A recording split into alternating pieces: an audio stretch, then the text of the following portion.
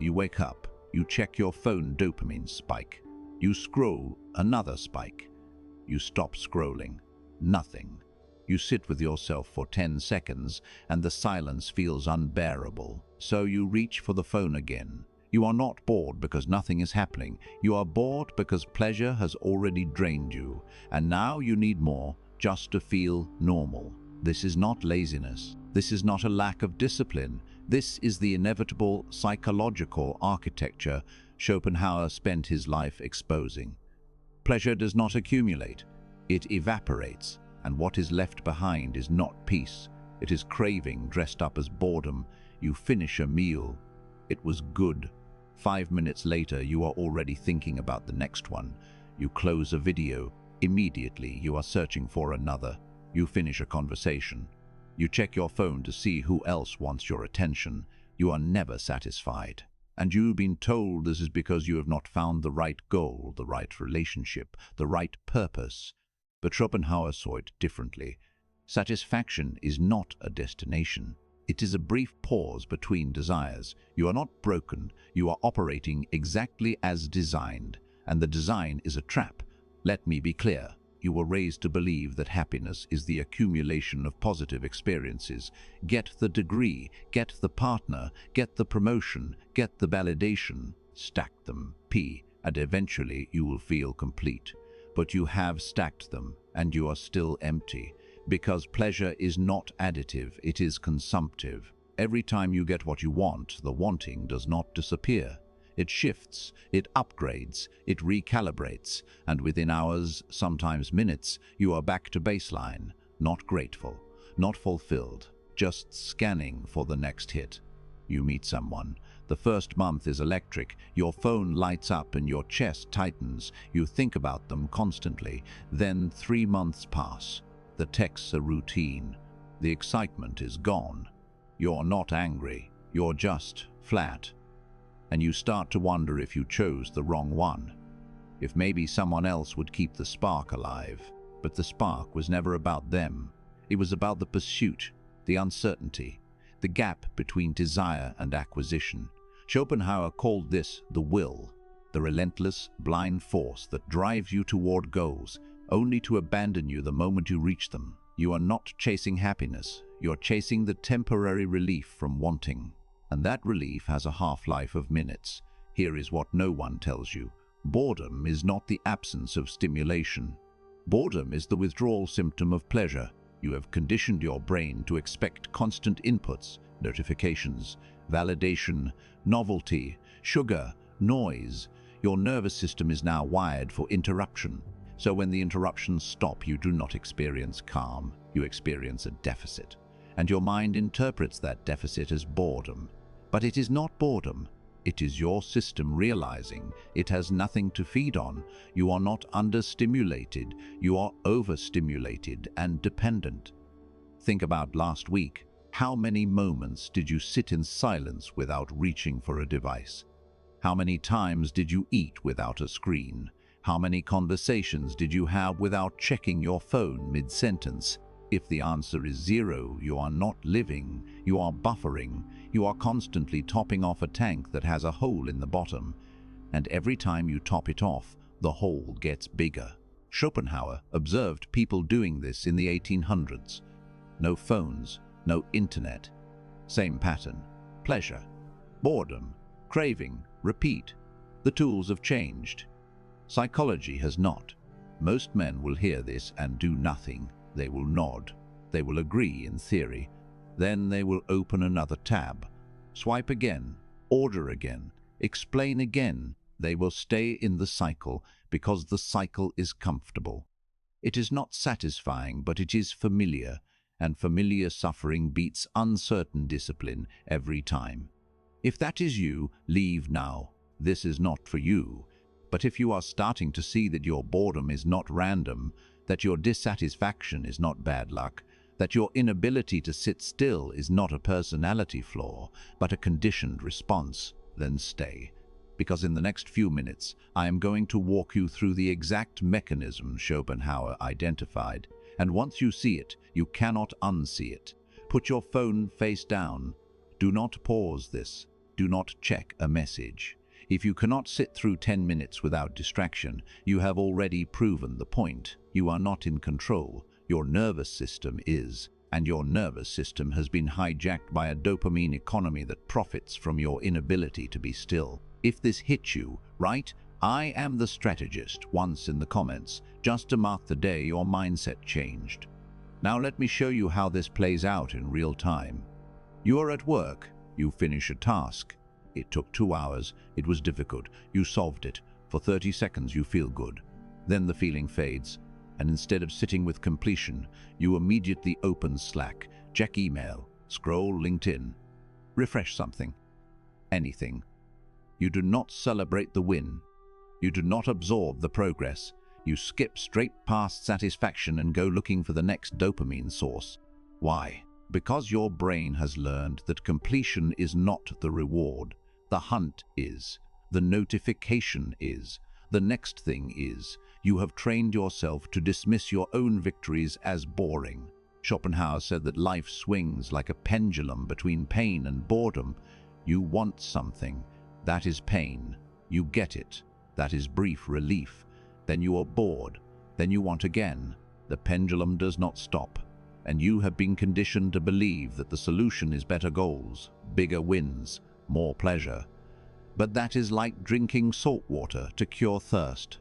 The more you consume, the more you need. You are not solving the problem, you are feeding it. Here is the shift most people miss. The problem is not that you get bored. The problem is that you were never taught to exist outside of desire.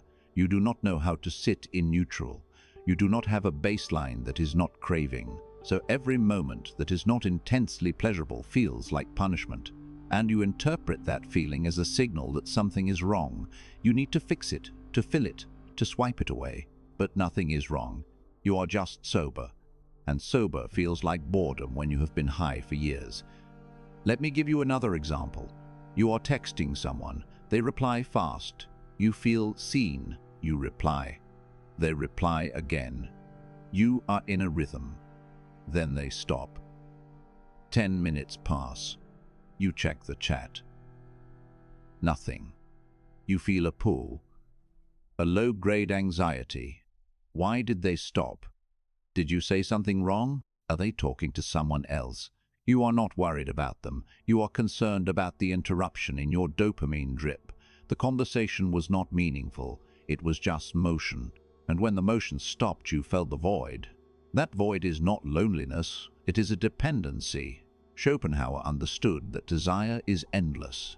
You will never reach a point where you have enough because the goal of desire is not satisfaction. The goal of desire is continuation. Your biology does not care if you are happy. It cares if you are moving, hunting, acquiring, competing. The moment you stop, it panics. And that panic is what you call boredom. But it is not boredom. It is your system telling you that you are no longer playing the game. And if you are not playing, you are losing. Except you were never winning. You were just moving. Now let me show you where this gets dark. You start to organize your entire life around avoiding boredom. You do not choose activities because they are meaningful. You choose them because they are stimulating. You do not spend time with people because you value them. You spend time with them because you value them. You spend time with them because they entertain you. You do not pursue goals because they align with who you are. You pursue them because they create momentum. And the moment the stimulation drops, you bail. You ghost. You pivot. You swipe. You are not building a life. You are managing withdrawal. And here is what happens over time. You become shallow, not because you are dumb, but because depth requires stillness. Understanding requires reflection. Mastery requires repetition. And all of those things feel boring to a nervous system that has been trained on dopamine. So you never go deep.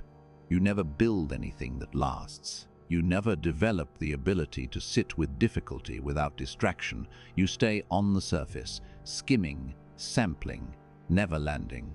And you call that freedom. But it is not freedom. It is avoidance. You see this in relationships. Someone is interested in you. They are consistent. They are available. They are clear. And within 2 weeks, you are bored, not because they are boring, but because there is no chaos, no chase, no uncertainty. Your nervous system has learned to associate love with anxiety. So when someone shows up calmly, your brain reads it as flat, as uninteresting, as a low value. And you start looking elsewhere, not because you want someone better, but because you need the stimulation of pursuit. You're not seeking connection. You are seeking the feeling of almost having it. And the moment you have it, the game is over.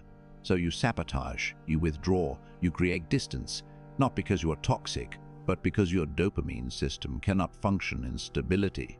Schopenhauer said that we are punished not for our desires, but by them.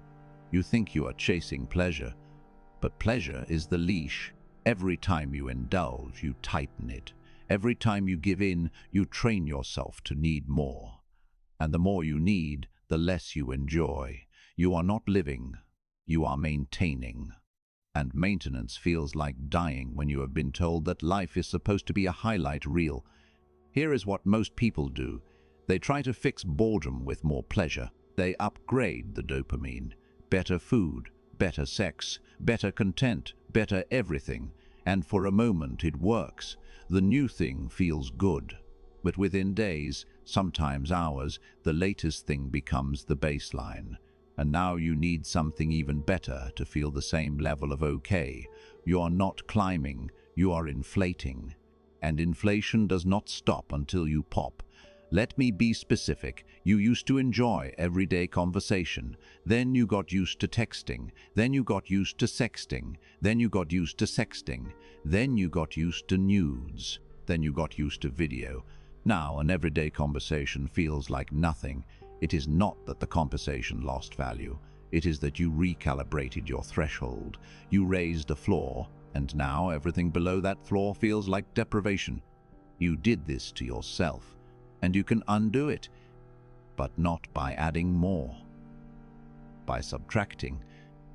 This is where people panic, because subtraction feels like punishment. If I stop scrolling, I will be bored. If I stop texting, I will be alone. If I stop chasing, I will have nothing. But that is the addiction talking. Boredom is not the enemy.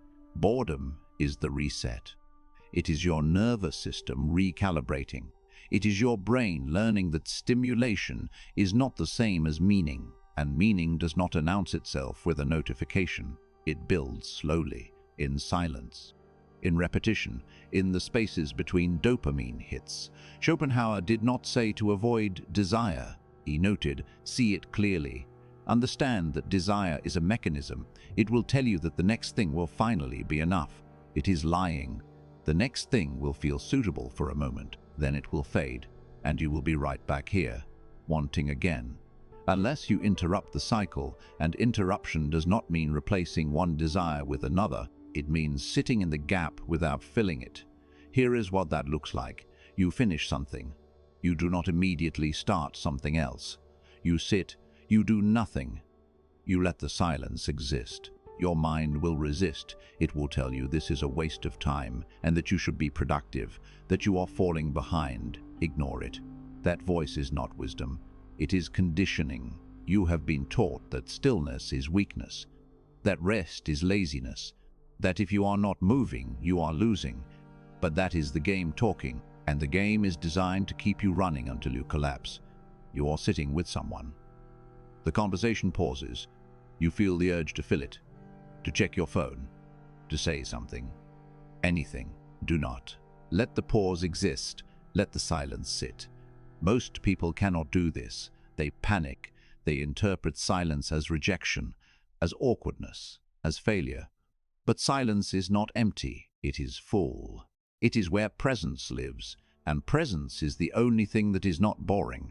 Everything else is noise. You are alone. No plans, no notifications. No one needs you. You feel the pull to create motion, to text someone, to start a project, to open an app. Resist. Sit with yourself, not as punishment, as practice. Because if you cannot be alone without distraction, you are not free. You are dependent. And dependent men are controlled men. They do not choose. They react. They do not lead. They follow dopamine. Here is the consequence no one talks about. When you cannot sit in boredom, you become predictable. People know that if they give you a little attention, you will chase. If they withdraw, you will react. If they create uncertainty, you will fill it with effort. You are not mysterious. You are not scarce. You are available. And available is another word for abundant. And abundance has no value. You have made yourself cheap by being unable to exist without stimulation. Schopenhauer saw this in everyone. The rich, the poor, the educated, the ignorant. It did not matter. Everyone was running from the same thing, the gap between wanting and having, and most people spend their entire lives trying to close that gap. That the gap is not the problem, the gap is the design. And once you accept that, you stop running, you stop treating boredom like an emergency, you stop interpreting low stimulation as low value. You start to see that the most powerful position is not constant pleasure. It is indifferent to its absence. This is not about becoming numb. This is about becoming difficult to move. When you are not dependent on external stimulation, people cannot control you with it. They cannot dangle attention and watch you perform at the same time. They cannot withdraw and watch you panic. You are not reactive. You are stable. And stability is threatened. Because most people are chaotic, and chaos needs a reaction to feel alive. When you do not react, you break their frame. You become the frame. And that is power. Let me show you how this works socially. You are in a group. Someone says something designed to get a reaction.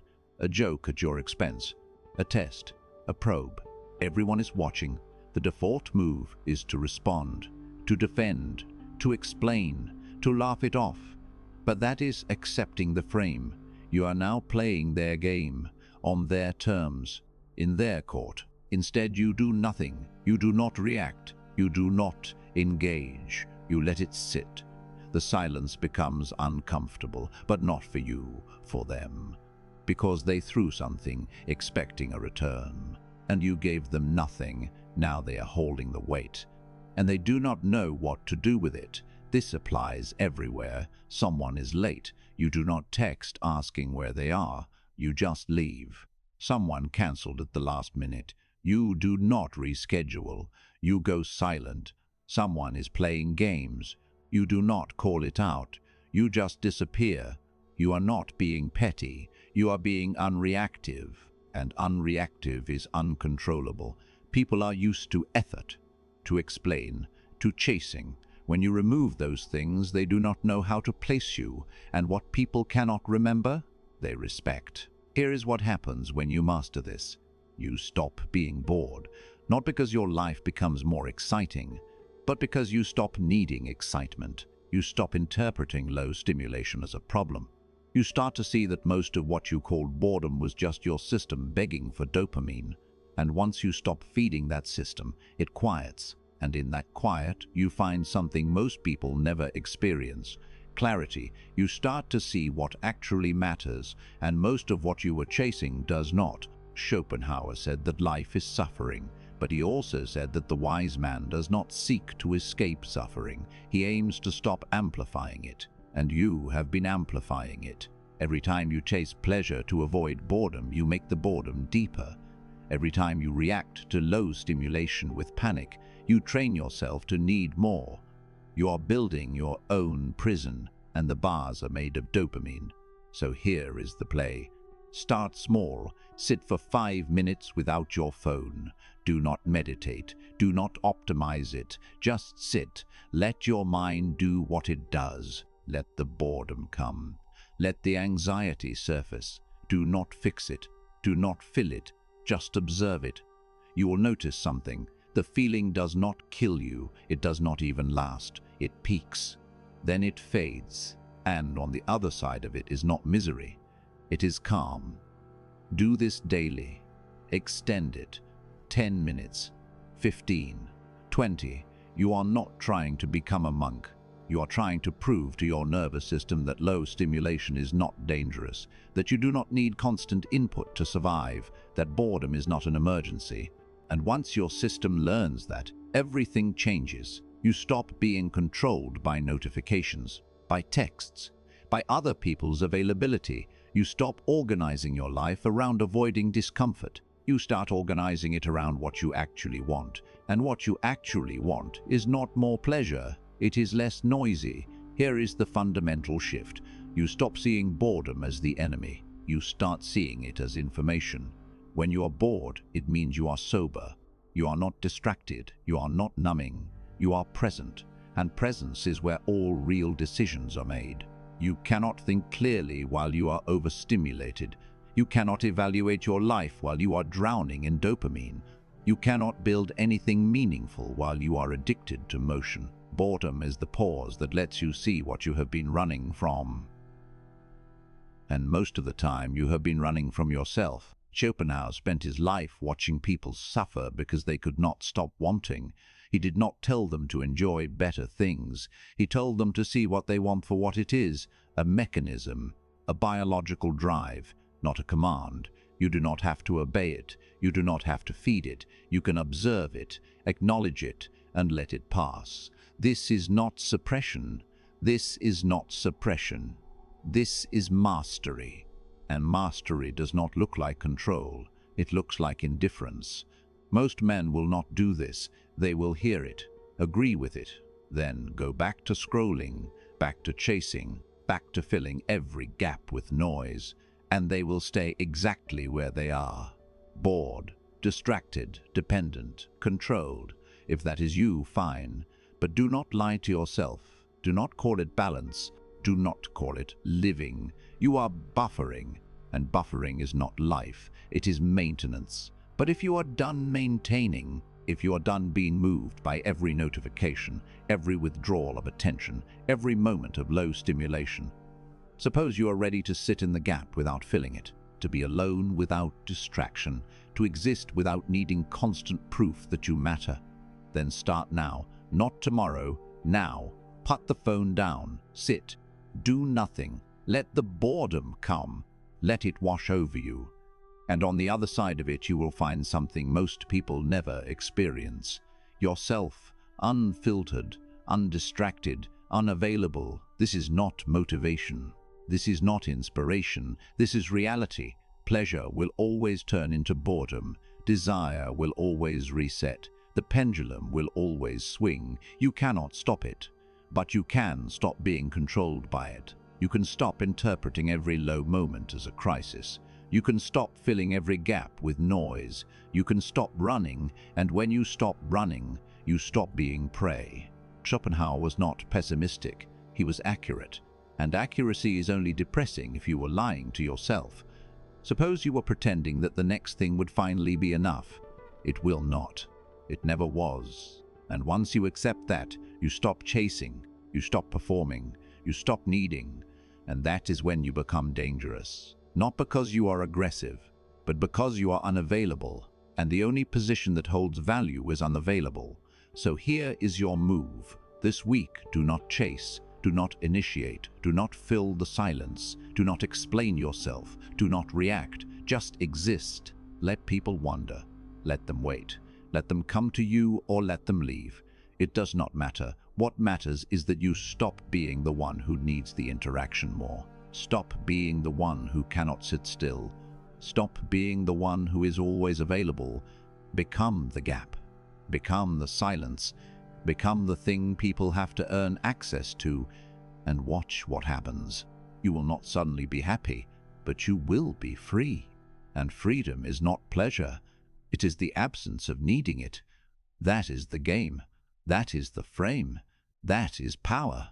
If this hit you right, I am the strategist once in the comments, just to mark the day your mindset changed. You are not here to be entertained. You are here to see clearly. And once you see it, you cannot go back. You are the strategist now. Act like it.